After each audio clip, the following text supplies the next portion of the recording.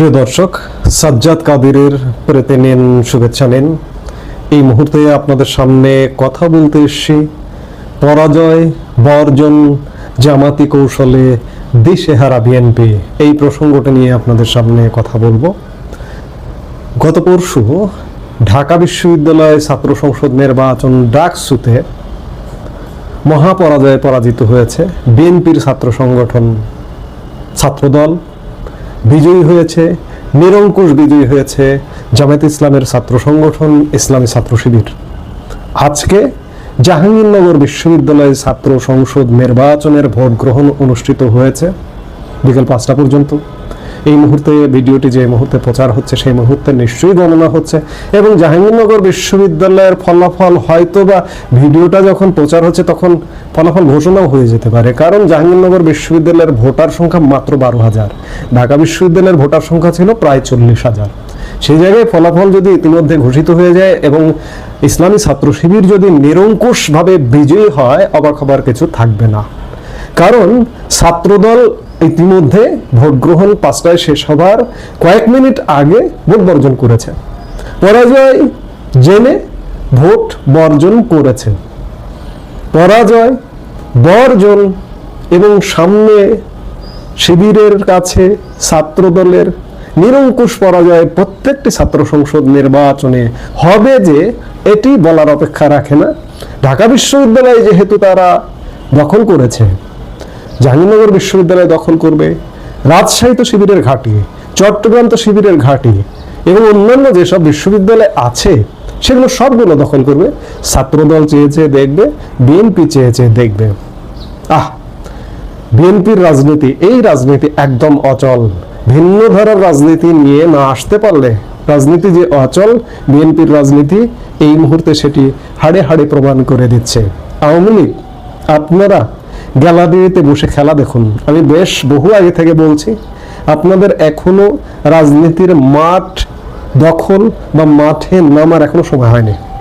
আপনাদের আগে হাওয়াটা বুঝতে হবে, হাওয়াটা কোন দিকে যাচ্ছে, সেই হাওয়া বুঝে হাওয়াকে আত্মস্থ করে তারপরে নামতে হবে, নইলে আওয়ামী লীগও ধরাশায়ী হবে।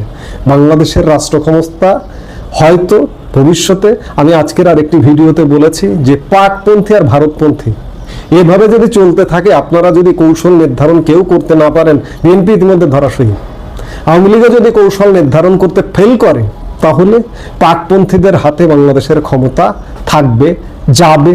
তবে এ কথাও বলে রাখা ভালো, আন্তর্জাতিকতাবাদের কাছে আওয়ামী লীগ যদি নাও চায়, পাকপন্থীরা এখানে স্থায়ীভাবে ক্ষমতায় গেড়ে বসতে পারবে না। আন্তর্জাতিকতাবাদ পাকপন্থীদের বাদ সাধবে, আওয়ামী লীগকে তৈরি করে আনবে, এ কথাও বলে রাখছি। দেখুন, জামাতি কৌশলে বিএনপি একের পর এক হারছে। ইতিমধ্যে জামাত এবং বিএনপির মধ্যে সরকারি দল বিরোধী দল অ্যাটিটিউড কিন্তু চলে এসেছে। জামাত সরকারি দল হিসেবে জামাত চারপাশে দখলদারিত্ব কায়েম করেছে। আপনি যদি দেখেন, সেনাবাহিনী, বেসামরিক প্রশাসন, বিশ্ববিদ্যালয়ের প্রশাসন সব কিছু দখল করেছে। সেনাবাহিনীর বহু জেনারেলের ওয়াইফ খবর নিয়ে দেখুন, কোনো জেলা আমিরের মেয়ে কিংবা কোনো উপজেলা আমিরের মেয়ে আপনাদের কজনের আছে?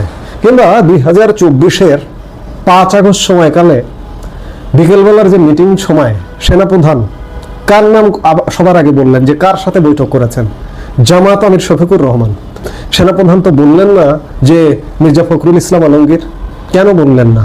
আপনারা সেনাবাহিনীতে দখলদারিত্ব কায়েম করতে পারেননি, আপনারা পুরো প্রশাসনে দখলদারিত্ব কায়েম করতে পারেননি।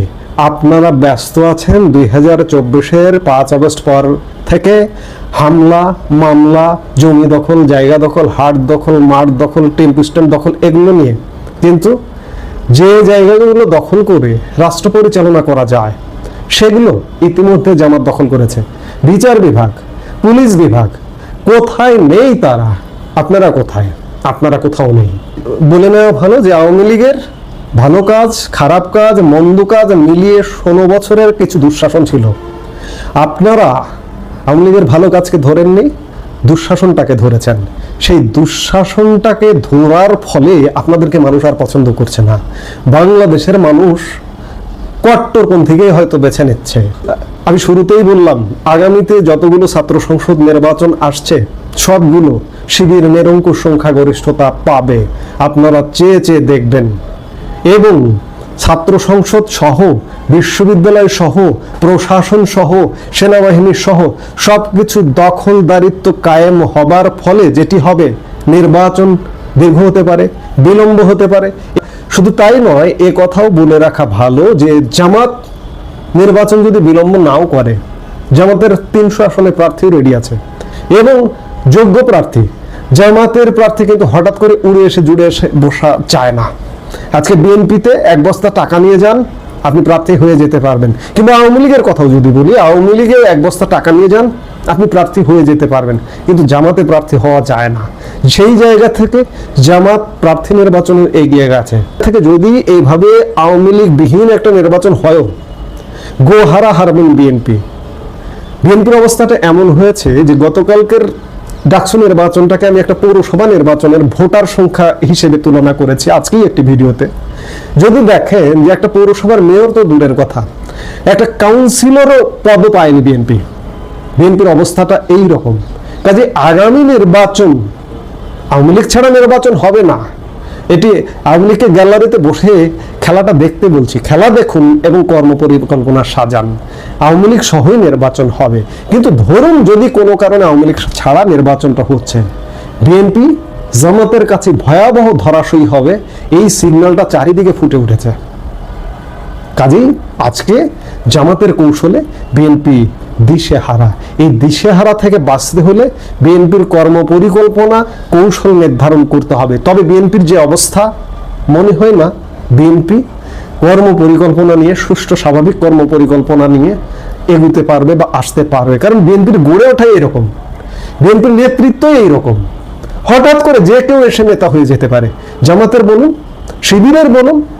আপনি শিবিরের নেতৃত্ব নির্বাচন যদি দেখেন, এবছরে শিবিরের কাউন্সিল অধিবেশন হয়েছিল। শিবিরের সভাপতি পদে শপথ বাক্য পাঠ করানো হলো যখন, শিবিরের সভাপতি শপথ নেবার সময় হু হু করে কান্না, আপনারা নিশ্চয়ই খেয়াল করেছেন। কিংবা ডাকসু নির্বাচনে যখন ফলাফল ঘোষণা করা হলো, শিবিরের জিএস এর আপনি কান্না খেয়াল করেছেন? হু হু করে কান্না। কেন কাঁদে? আত্মস্থ করে, ভেতরে ঢুকে যায়, দায়িত্বের জায়গায় ঢুকে যায়, তাদেরকে সেভাবে তৈরি করা হয়। কিন্তু বিএনপি বলুন, আওয়ামী লীগেও এমনটা পাবেন না যে আপাদমস্তক আমি অনুভূতিতে জাগ্রত করলাম। আজকে সেই রাজনীতির চর্চা করতে হবে, সেটা বিএনপির হোক, আওয়ামী লীগের হোক, যারই হোক না কেন। কাজেই আগামী দিনে বিএনপি বলুন, আওয়ামী লীগ বলুন, সবার রাজনীতির ধারা চেঞ্জ করতে হবে। আওয়ামী লীগের সুযোগ আছে, আমি বলছি বারবারই, যেহেতু আওয়ামী লীগ এখন মাঠে নেই, মাঠে না থেকে এখন তারা নিজেরা নিজেদের কাছে গ্রুমিং করতে পারে, গ্রুমিং করে আসতে পারে। না হলে এভাবে চললে বিএনপি, এখন আওয়ামী লীগ নেই, বিএনপিকেও মাঠ ছাড়া হতে হবে খুব শীঘ্রই। বিএনপিকে পালানোর পথ খুঁজতে হবে মনে হয়, যে অবস্থা শুরু হয়েছে। আওয়ামী লীগ যেমন চলে গেছে, লুকিয়ে আছে, আত্মগোপনে আছে, কেউ কেউ বিদেশে আছে, তেমনি বিএনপির জন্য মনে হয় সেই দিনটা, সেই সময়টা খুব শীঘ্রই আসছে যে তাদেরও পথ খুঁজতে হবে কোথায় তারা লুকাবে। কারণ বিতর্কিত রাজনীতি নিয়ে বাংলাদেশে আর মনে হয় ভবিষ্যতে রাজনীতি করা যাবে না, দিন মনে হয় শেষ হয়ে আসছে। এই মুহূর্তে এ পর্যন্ত। সবাই ভালো থাকুন, সুস্থ থাকুন।